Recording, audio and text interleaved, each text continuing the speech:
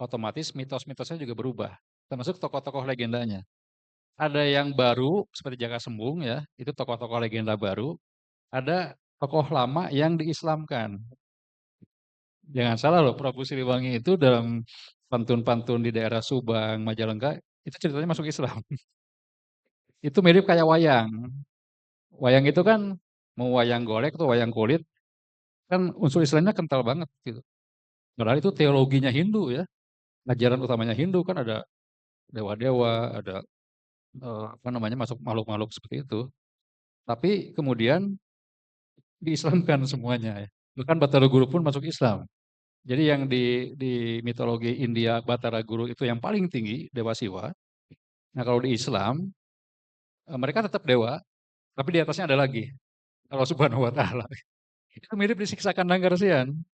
Kan yang terakhir itu yang dasar berbakti itu ratu ya, ratu bakti di Dewata, Dewata bakti di Hyang. Jadi orang-orang Sunda zaman dulu itu sama ketika ketika menyerap Hindu Buddha itu mereka menyerap dengan dicerna dulu. Karena Hyang ini agak Tuhannya asli orang Nusantara, Hyang gitu. Mereka mengakui dewa-dewa Hindu, tetapi dewa-dewa Hindu itu juga tunduk pada Hyang. Dewata bakti di Hyang ya di Siksa Kandang seperti itu. Eh, terus nah Jaka Sembung itu sepaket dengan Kabayan, Bu. Ini sama-sama tokoh zaman Islam. Cuman Jaka Sembung ini eh, diidentifikasi orangnya ada, orang secara historis itu ada gitu ya. Apalagi kalau udah ngomongin dia melawan VOC, oh itu sangat dekat lah ininya periodenya ya, sangat dekat. Dan Gunung Gunung Sembung itu di banyak sebetulnya ya nama Gunung Sembung itu Iya, iya. di di Bandung ada, di Kabupaten Bandung ada, di Cirebon juga ada. Cuman kalau yang dimaksud Jaka Sembung itu Gunung Sembung yang di Cirebon. Kalau yang di Bandung Gunung Sembungnya udah berubah nama jadi Artapela sekarang. Gitu. Dulunya sama Gunung Sembung gitu. Banyak banget ada Jaka Sembung, ada Kabayan, ada eh, Kian Santang ya. Kian Santang juga. Itu juga tokoh-tokoh yang baru ya. Ada orangnya ada. Diidentifikasi ada. Gitu. Nah ini dia mau nyebut ada atau enggak untuk mitos itu agak-agak susah gitu ya. Kenapa? Kan tadi saya bilang tokoh Prabu Siliwangi itu fiktif. Kian Santang itu anak bungsunya Prabu Siliwangi. Oh, iya, iya, iya. Pamannya Sunan Gunung Jati. Kan kita mau bilang ada nggak ada ya, ya seperti itu. Cuman ya ini dia kerumitan misteri dari budaya Sunda itu ya. Dulu dianggap fiktif, betul-betul legenda. Kenapa di kemudian hari kok dianggap nyata? Hmm. Seperti itu. Bahkan Kian Santang ini punya ada versi baru. Bukan Kian Santang ternyata, itu Kian Sancang. Waduh, Rakyat Sancang. Dan itu bukan bukan anaknya Prabu Siliwangi. Itu anaknya Prabu bukan. Itu zaman Tarumanagara. Makanya ketika diceritakan ketemu dengan Sayyidina Ali, secara kronologis cocok. Karena kan Tarumanagara sejaman dengan Nabi ya, dengan Nabi dan Khulafaur Rasyidin gitu. Itu abad-abad yang sama. Jadi ada yang mencocokkan rupanya yang penganut Islam pertama di Pulau Jawa itu Rakyat Sancang namanya. Dan itu abad ke-7. Iya, ketemu dengan Imam Ali, dengan Sayyidina Ali gitu mitosnya. Kalau itu terjadi di zaman Pajajaran abad ke-16, bagaimana Kian Santang ketemu Sayyidina Ali yang hidup di abad ke-7? Nah, gimana ininya gitu ya. Nah, kemudian muncul tokoh Sancang. Itu di abad ke-7, masuk akal. Ketemu gitu ya. Tapi ketika saya tanya ke golongan teman-teman spiritualis, ya bisa aja Kian Santang ketemu Sayyidina Ali. Karena dia itu wali. Nah, itu gimana tuh? Yang namanya wali itu eh, rohnya itu hidup. Jadi mau kita ketemu dengan nabi siapapun bisa gitu. Kalau kalau levelnya udah wali, walau alam bisa. Itu kurang lebih gitu. Jaka Sembung banyak banget ininya ya. Ya, itu aja. Mitosnya memang ada Kian Santang ketemu Imam Ali. Ada dialognya. Itu. Lewat Nah, pemijahan ya. ya. Jadi itu mitos setelah pasti dipastikan setelah zaman Islam. Nah, yang lucu di Bujaga Manik itu kan periode peralihan Hindu ke Islam, Pak ya.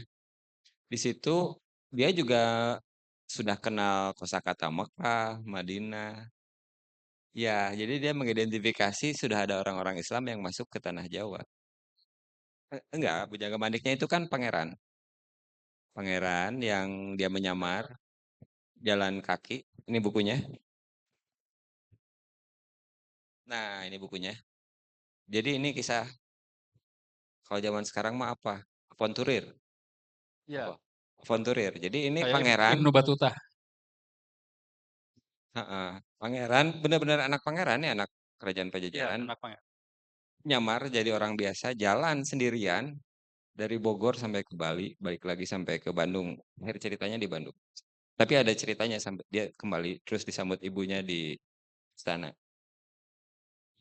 Jadi beliau tuh sedang resah gitu karena Islam sedang datang. Jadi dia mencatat perubahan yang terjadi di masyarakat Sunda, Jawa sampai Bali terus dia balik lagi.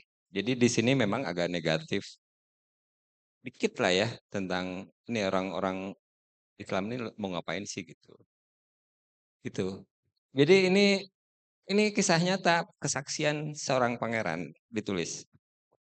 Sangat baik untuk melihat gambaran bagaimana kondisi Jawa zaman itu ketika ini ditulis. Demikian. Demak udah ada waktu itu. Ya, Demak Demak udah ada. zaman Bujangga Manik. Tapi kalau Sunda itu belum peralihan. Baru Jadi Jawa aja. negara-negara kerajaan-kerajaan Islam itu dilewatin sama dia. Nah, Dia muter daripada lewat kerajaan Islam dia muter. di kapal laut dia ketemu dengan banyak Muslim dari Malaka, dari India juga gitu. Dan dia takjub sebetulnya sih. Gitu. Ada pertanyaan? Kenia kayaknya mau nanya. Jangan jangan takut nggak nyambung. Ya, silakan. Oh, Ada mic-nya. Ini pertanyaan yang nama saya Malia dari kelas 10. Ya. Ini pertanyaan yang tadi. Jadi saya penasaran makhluk mitologi apa saja yang ada di cerita mitologi Sunda. Makhluk mitologi apa aja? makhluk. Makhluk mitologisnya, waduh banyak sekali ya. Eh, ada dewa-dewi yang ganteng-ganteng dan cantik-cantik. Terus di Pantun Munding Laya di Kusuma itu ada Jonggring Kalapitung, raksasa yang menjaga, yang menculik seorang putri dan Munding Laya harus membebaskannya dari si raksasa itu. Namanya Jonggring Kalapitung. Terus si Munding Laya ini harus mencari jimat namanya Layang Salaka Domas. Itu ada di langit ketujuh dan itu dijaga oleh para dewa yang tujuh, namanya Guryang tujuh sebutannya gitu. Guryang tujuh. Terus di Sangkuriang ada kan Sangkuriang ini orangnya sakti banget gitu ya. Saking saktinya para siluman, para dedemit itu takluk sama dia. Nah, yang ngebantu dia membuat telaga itu mereka, para siluman, para dedemit ini. Eh, dalam makhluk-makhluk makhluk-makhluk mitologis yang dikenal oleh masyarakat Sunda secara umum, bukan dalam cerita, itu ada di naskah Carita Parahyangan itu ada hantu yang namanya Urubasu. Urubasu ini hantu yang berbentuk babi hutan. Urubasu, terus ada pulung pulung pulungana, ada Sang Hyang Banaspati, ada satu lagi apa gitu. Jadi ceritanya Bu, ada raja di Sunda, salah satu fase di Sunda itu di Bogor itu, daerah Bogor itu dulu ada telaga namanya Sang Hyang Rancamaya. Tapi itu ditutup oleh salah satu raja Sunda Karena di telaga itu bersemayam 4 hantu itu. Si Udubasu, si Pulunggana, si Banaspati, pas satu lagi gitu ya. Terus di mitologi Baduy itu ada monster namanya Iwak Gentur. Iwak Gentur ini monster yang lagi-lagi berbentuk babi hutan juga. Jadi ceritanya eh, Iwak Gentur ini makhluk monster yang mengerikan, tapi bisa dikalahkan oleh seorang anak kecil.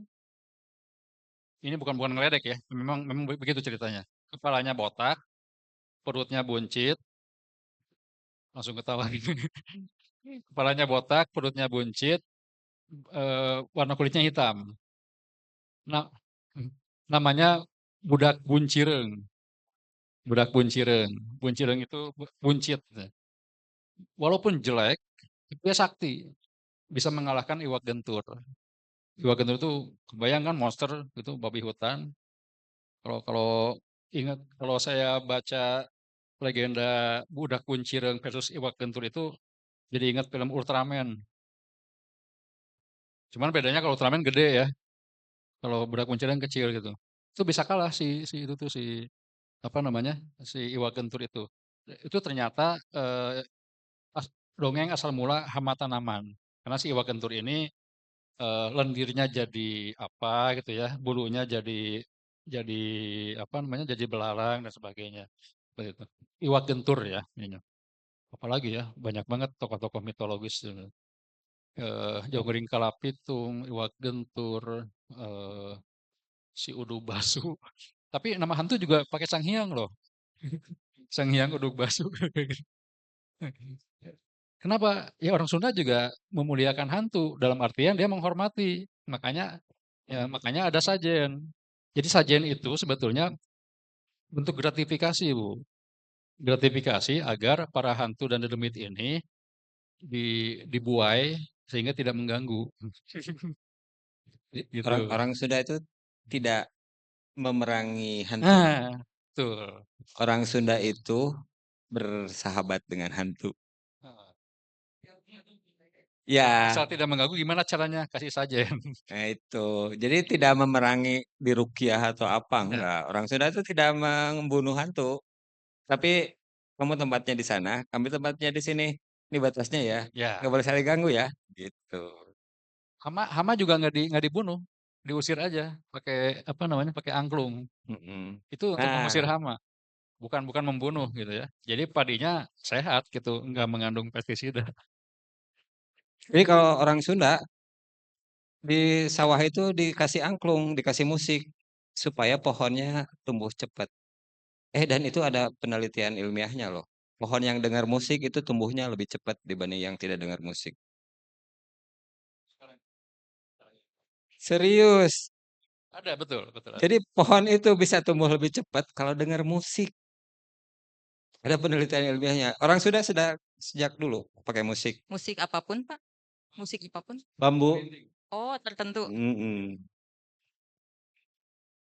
Berapa menit lagi, panitia? 1 menit lagi. Ada lagi Penutup nggak penutup aja. penutupan? Udah ya? 1 menit lagi? Ya udah. 1 menit lagi tutup aja. Oke. Kalau masih penasaran, silakan kejar bapak-bapak ini ya. Siap ya, Pak? Ini luar biasa ya, Sunda. Kita jadi makin tahu ya, dan harusnya ada dong di antara kita yang ingin lebih menggali di kelas minatnya. Silakan dikejar ya bapak-bapak ini.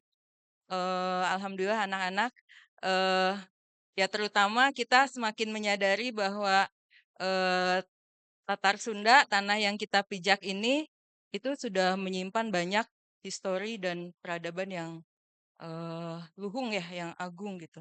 Silakan Boleh, kalian. boleh sedikit nggak Bu? Pak Silakan. Topik menjelaskan huruf Oh iya, Kaganga. ini juga ingin ditanyakan. Kenapa nggak ada yang nanya ini? Coba di Sunda itu ada huruf Jawa, ada huruf Sunda, ada huruf Buyut. Ini yang mana ini? Ada yang bisa baca nggak?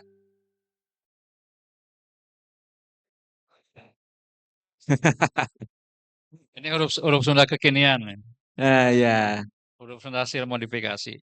betul. Jadi Namanya kan sebetulnya kalau boleh saya terangkan sedikit Bu, masih ada waktu nggak Bu tentang huruf ini karena ditanya. Saya nggak bisa baca hurufnya sebetulnya ya, cuma saya tahu sejarah hurufnya. Orang Sunda itu baru punya huruf sendiri, itu abad ke-14. Jadi untuk tulis-menulis, mereka itu meminjam kebudayaan Jawa. Makanya naskah tertua di Sunda itu berhuruf Jawa, berbahasa Jawa kuno. Tapi tentang Sunda.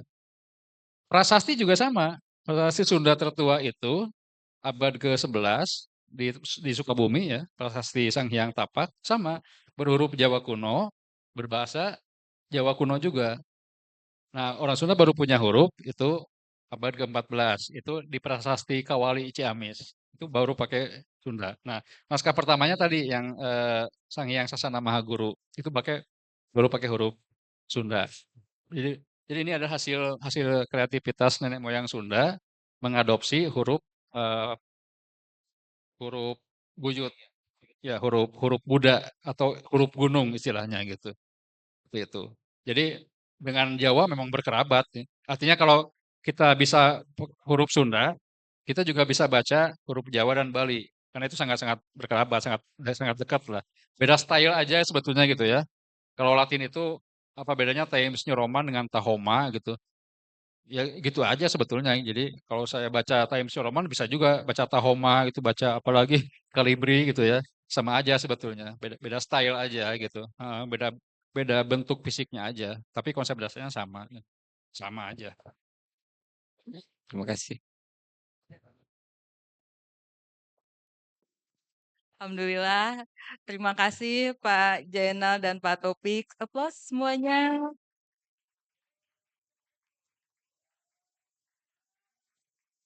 Masya Allah. Demikian acara kita siang ini.